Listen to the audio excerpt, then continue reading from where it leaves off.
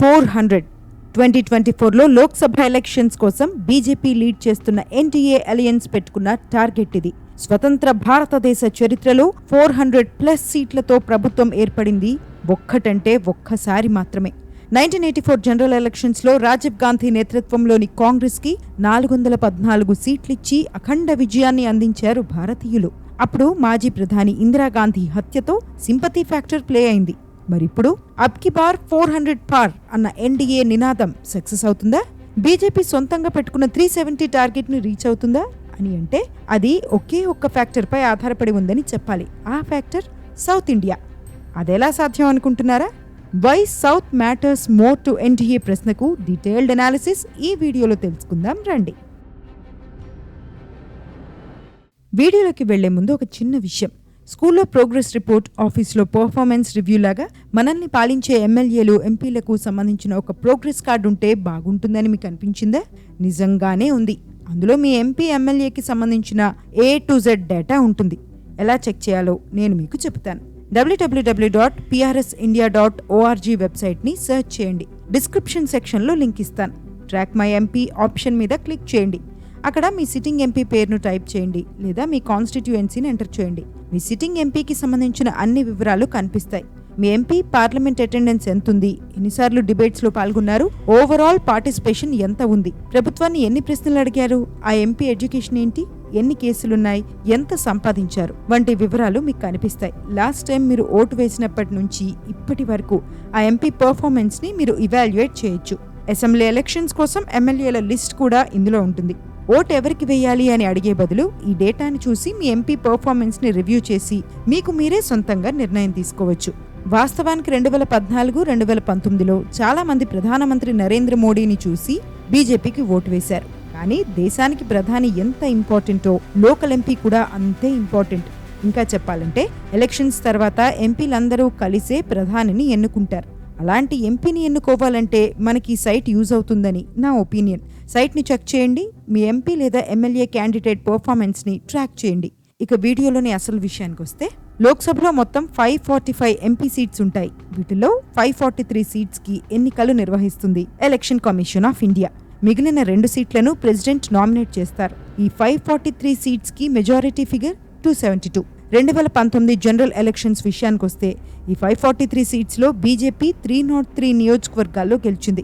NDA alliance కి 353 seats వచ్చాయి. కాంగ్రెస్ కు 52 సీట్స్ వచ్చాయి. 2014లో వచ్చిన 44తో పోల్చుకుంటే కాస్త బెటర్. ఇక మొత్తం యూపీఏ అలయన్స్ కి 91 సీట్స్ వచ్చాయి.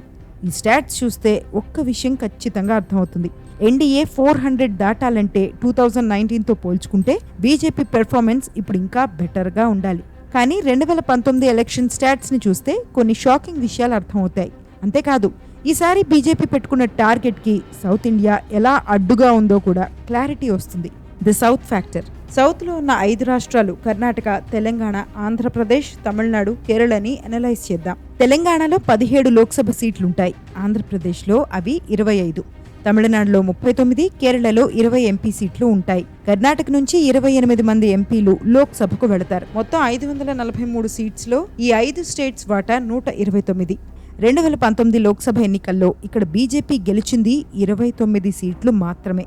అది కూడా 25 సీట్లు కర్ణాటకలోవే. మిగిలిన 4 తెలంగాణలో గెలిచింది. ఇప్పుడు ఒక్కో స్టేట్లో బీజేపీ పర్ఫార్మెన్స్ చూద్దాం. కర్ణాటక. సౌత్లో బీజేపీకి బలమైన కేడరున్న రాష్ట్రం కర్ణాటక. ఇందాక చెప్పినట్టు బీజేపీ ఇక్కడ 25 సీట్లు గెలిచింది. మాండ్యా ఇండిపెండెంట్ అభ్యర్థి సుమలత బీజేపీకి సపోర్ట్ చేశారు. ఇన్ని సీట్లు గెలవడం అంటే పెద్ద విషయమే. అందుకు చాలా వరకు క్రెడిట్స్ బీవై యడియూరప్పకి ఇవ్వాలి. కానీ నాటి రిజల్ట్ని బీజేపీ ఇప్పుడు రిపీట్ చేయగలుగుతుందా?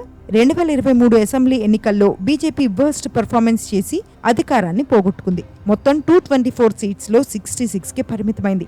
అంతకుముందు ఎలక్షన్స్తో పోల్చుకుంటే 38 సీట్లు తగ్గినట్టు. కర్ణాటకలో బీజేపీ ఎంత స్ట్రాంగ్ గా ఉందో కాంగ్రెస్ కూడా అంతే బలంగా ఉంది. అసెంబ్లీ ఎన్నికల్లో మెజారిటీ మార్క్ 113. కాంగ్రెస్ 135 సీట్లలో గెలిచి కంఫర్టబుల్ గా ప్రభుత్వాన్ని ఫామ్ చేసింది.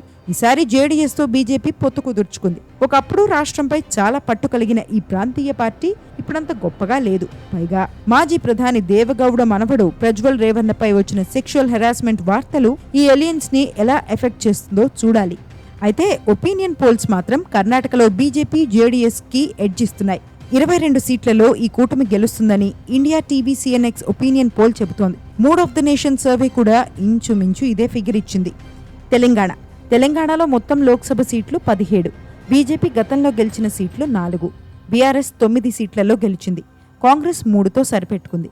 1 సీటు ఏఐఎంఐఎంకి వెళ్ళింది. 2023 అసెంబ్లీ ఎన్నికల్లో ఏం జరిగిందో మనందరం చూశాం. కాంగ్రెస్ గెలిచింది. తొలినాళ్లలో బీఆర్ఎస్కి టఫ్ ఫైట్ ఇచ్చిన బీజేపీ చివరికొచ్చేసరికి 3వ స్థానంతో సరిపెట్టుకుంది. 2024 లోక్సభ ఎన్నికల విషయానికొస్తే బీఆర్ఎస్లో వలసల ప్రభావంతో ఈసారి తెలంగాణలో కాంగ్రెస్ వర్సెస్ బీజేపీ ఫైట్ ఉంటుందని అంటున్నారు. బీజేపీకి ఈసారి 4 సీట్లు వస్తాయని India TV CNX opinion poll చెబుతోంది. Mood of the nation poll ప్రకారం కాంగ్రెస్కి 10 సీట్లు, బీజేపీకి 3 సీట్లు వస్తాయి. ఆంధ్రప్రదేశ్ 2019 లోక్సభ ఎన్నికల్లో ఆంధ్రప్రదేశ్లో బీజేపీ అకౌంటే ఓపెన్ చేయలేదు. కానీ ఆ తర్వాత రాష్ట్రంలో చాలా మార్పులు కనిపించాయి. 2019లో బీజేపీ, టీడీపీలు సొంతంగా పోటీ చేశాయి. జనసేన, సిపిఐ, సిపిఎం, బీఎస్పీతో కలిసి పోటీ చేసింది. కానీ ఇప్పుడు బీజేపీ, టీడీపీ, జనసేన కలిసిపోయాయి. అందరూ ఎన్డీఏ కూటమి తరపున పోటీ చేస్తున్నారు. కర్ణాటకతో పోల్చుకుంటే బీజేపీ కేడర్ ఇక్కడ వీక్గానే ఉంది. సో టీడీపీ, జనసేన పర్ఫార్మెన్స్ పైనే బీజేపీ ఆధారపడుతుంది. ఇక్కడ టీడీపీ, జనసేనకు సీట్లు బాగా వస్తే సెంటర్లో ఎన్డీఏ కౌంట్ పెరుగుతుంది. India TV CNX opinion pole ప్రకారం ఎన్డీఏకి ఆంధ్రప్రదేశ్ నుంచి 15 సీట్లు దక్కుతాయి. బీజేపీకి 3 సీట్లు వస్తాయి. వీడియోలోకి వెళ్లే ముందు చిన్న విషయం. ఇప్పటివరకు మీరు చూసిన కంటెంట్ మీకు నచ్చితే ఈ వీడియోని వెంటనే లైక్ చేయండి. తమిళనాడు తరతరాలుగా ప్రాంతీయ పార్టీలు ఏలుతున్న తమిళనాడులో బీజేపీ, కాంగ్రెస్ ప్రభావం చాలా తక్కువ. బీజేపీ డామినెన్స్ ఇంకా తక్కువ. 2019 లోక్సభ ఎన్నికల్లో ఇక్కడ బీజేపీ 1 సీటు కూడా గెలవలేదు. పైగా అప్పుడు ఎన్డీఏ అలయన్స్లో ఉన్న అన్నాడీఎంకే ఇప్పుడు బీజేపీని వదిలేసింది. ఏం చేయాలి అని అనుకుంటున్న సమయంలో సీన్లోకి ఎంట్రీ ఇచ్చారు అన్నామలై. తమిళనాడులో బీజేపీ హోప్స్ అన్నీ అన్నామలై పైనే. ప్రధానమంత్రి మోడీ కూడా అన్నామలైని పక్కన పెట్టుకునే ప్రచారాలు చేస్తున్నారు. ఒక రకంగా చెప్పాలంటే నార్త్లో బీజేపీకి మోడీ ఎలాగో, సౌత్లో మరీ ముఖ్యంగా తమిళనాడులో బీజేపీకి అన్నామలై అలాగా అన్నట్టు ఉంది పరిస్థితి. కానీ ఓట్లు పడడం చాలా ముఖ్యం. విపక్ష ఇండియా అలయన్స్ బలంగా ఉన్న రాష్ట్రాల్లో తమిళనాడు ఒకటి. దీనికి ఫుల్ క్రెడిట్స్ డిఎంకే పార్టీకి చెందుతాయి. ఎంకే స్టాలిన్ నేతృత్వంపై కాంగ్రెస్ కూడా చాలా హోప్స్ పెట్టుకుంది. 2019 ఫలితాలు ఈసారి కూడా రిపీట్ అయితే ఎన్డీఏ మిషన్ 400 చాలా కష్టం. తమిళనాడులోని 39 సీట్స్ను తక్కువ చేసి చూడలేము. ఎన్డీటీవీ పోల్స్ ప్రకారం బీజేపీ ఇక్కడ 2 సీట్లలో గెలవచ్చు. కేరళలో బీజేపీ పర్ఫార్మెన్స్ ఎంత తక్కువ మాట్లాడుకుంటే అంత మంచిది. బీజేపీ ఆవిర్భవించినప్పటి నుంచి ఇక్కడ 1 సీటు కూడా గెలవలేదు. ఎంత ప్రయత్నిస్తున్నా ఫలితం శూన్యం. కేరళలో పోటీ ఎప్పుడూ కమ్యూనిస్టుల left democratic front, Congress United democratic front మధ్య ఉంటుంది. 2019లో ఇక్కడ కాంగ్రెస్ సొంతంగా 15 సీట్లు గెలిచింది. యూడీఎఫ్లోని ఇతర పార్టీలకు 4 వచ్చాయి. అంటే 20 సీట్లలో 19 సీట్లు ఇక్కడే వచ్చాయి. ఎల్డీఎఫ్కి చెందిన సిపిఐఎంకి 1 సీటు దక్కింది. న్యూస్ 18 పోల్ సర్వే ప్రకారం ఈ జనరల్ ఎలక్షన్స్లో ఇండియా అలయన్స్కి 14 సీట్లు, ఎల్డీఎఫ్కి 4 సీట్లు వస్తాయి. ఎన్డీఏకి 2 సీట్లు వస్తాయి. ఈ స్టాట్స్ చూస్తుంటే మీకు ఒక డౌట్ రావచ్చు. Why BJP's performance is poor in South India? దీనికి చాలా కారణాలున్నాయి. వాటిల్లో ఒకటి బీజేపీస్ హిందుత్వ ఐడియాలజీ. నార్త్లో ఇది సూపర్ హిట్ కొట్టింది. కానీ దశాబ్దాలుగా దక్షిణ భారతంపై ప్రభావం చూపించలేదు. తమిళనాడు, కేరళలో అయితే ఈ ఐడియాలజీని ఇప్పటి వరకు అస్సలు యాక్సెప్ట్ కూడా చేయలేదు. దక్షిణాది రాష్ట్రాల్లో ఒక బ్యూటిఫుల్ పిక్చర్ కనిపిస్తుంది. ఇండియా మొత్తంలో హిందూ ఆలయాలు అధికంగా ఉండే ప్రాంతం సౌత్. పురాతన ఆలయాలు కూడా ఇక్కడే ఎక్కువ. కానీ దక్షిణాది రాష్ట్రాల్లో మల్టీ రిలీజియన్ సిస్టమ్ కనిపిస్తుంది. హిందూ, ముస్లిం, క్రిస్టియన్ ఇలా అనేక మతాల వారు యునైటెడ్గా జీవిస్తారు. అందుకే హిందుత్వ ఐడియాలజీ ఇక్కడ పెద్దగా పని చేయలేదు. ఇండియా జీడిపిలో ఈ 5 దక్షిణాది రాష్ట్రాల వాటా 30% కన్నా ఎక్కువే ఉంటుంది. సౌత్లో ఓటర్ల ఫోకస్ చాలా వరకు డెవలప్మెంట్, వెల్ఫేర్ మీద ఉంటుంది. పైగా నార్త్తో పోల్చుకుంటే సౌత్లో లిటరసీ రేట్ ఎక్కువ. మతం కన్నా ఎడ్యుకేషన్, ఇన్ఫ్లేషన్, జాబ్స్ పైనే ఇక్కడ ఎక్కువ చర్చలు జరుగుతాయి. 98% లిటరసీ రేట్ ఉన్న కేరళలో మతం అనేది ఎప్పుడూ రాజకీయ విషయం కాదు. అందుకే శబరిమల చుట్టూ వివాదం ఉన్నా బీజేపీకి ఓట్లు పడలేదు. తమిళనాడు, కేరళలో హిందీ అనేది ఇప్పటికీ ఇన్ఫ్లుయెన్షియల్ లాంగ్వేజ్ కాదు. ఒక రకంగా చెప్పాలంటే హిందీ ఇంపోజిషన్ వివాదం బీజేపీకి నష్టం కూడా చేసింది. 2020 స్టాట్స్ ప్రకారం కేరళలో లోయెస్ట్ ఇన్ఫాంట్ మోర్టాలిటీ రేట్ ఉంది. ప్రతి 1000 మంది శిశువుల్లో మరణాలు 6. అమెరికాలోని చాలా స్టేట్స్తో పోల్చితే కేరళలో ఇన్ఫాంట్ మోర్టాలిటీ రేట్ చాలా తక్కువ.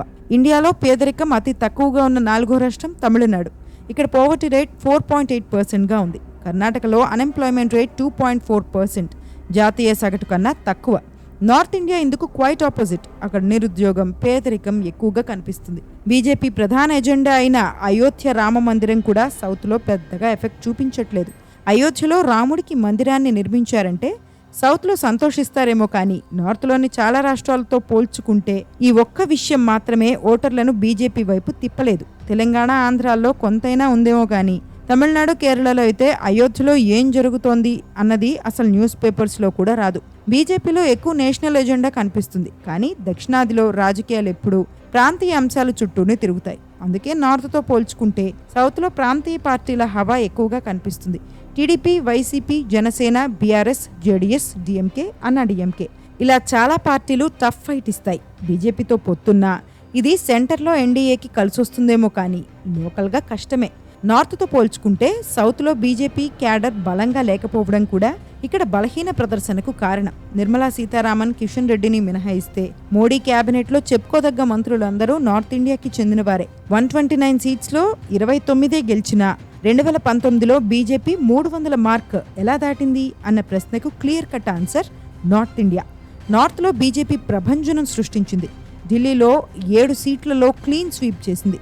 హర్యానాలో మొత్తం 11 సీట్లలో గెలిచేసింది. గుజరాత్ ఎలాగో అనాదిగా బీజేపీకి ఓటు వేస్తోంది.